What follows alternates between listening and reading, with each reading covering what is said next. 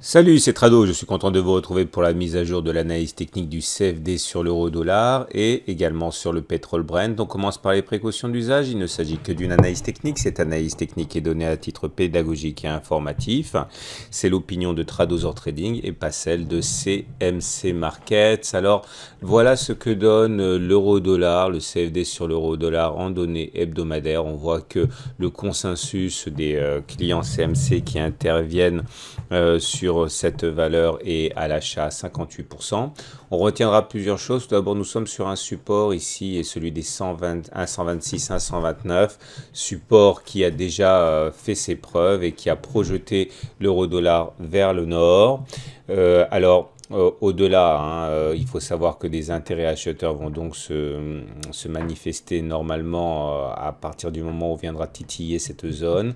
La prochaine zone de résistance importante sur cette unité de temps est 1,175, 1,184, niveau à partir duquel eh bien, des mouvements vendeurs devraient se mettre en place au regard de cette résistance.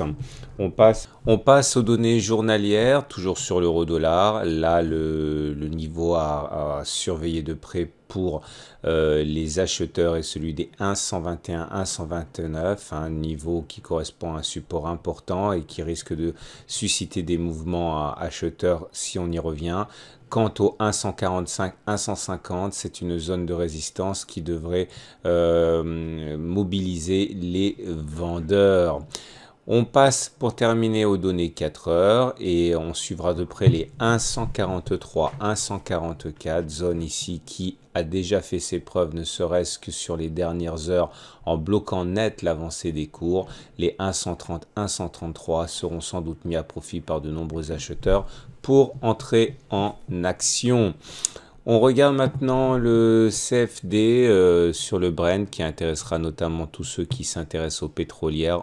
On commence par les données mensuelles et on voit que le cadrage est assez simple. Les 56-57 servent de support et entraînent des mouvements acheteurs, tandis que les 56 les 86-89 ici sont susceptibles de déclencher des mouvements de vente sur cette unité de temps. Le consensus des clients CMC est acheteur à 78%. Si on descend d'une unité et qu'on regarde les données hebdomadaires, on retrouve ici la zone des 56-57. Par contre, sur ces données hebdomadaires, les 62-63 ne seront pas faciles à passer. Ils ont déjà fait l'objet d'un rejet lors de la précédente attaque cette semaine.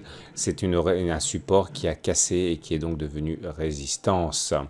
Et on termine avec les données journalières. Ce qu'il faut retenir, c'est que les 61-63 suscitent des courants vendeurs et que les 57-58 suscitent des intérêts acheteurs. C'est au-dessus qu'on retrouvera un petit peu d'espace.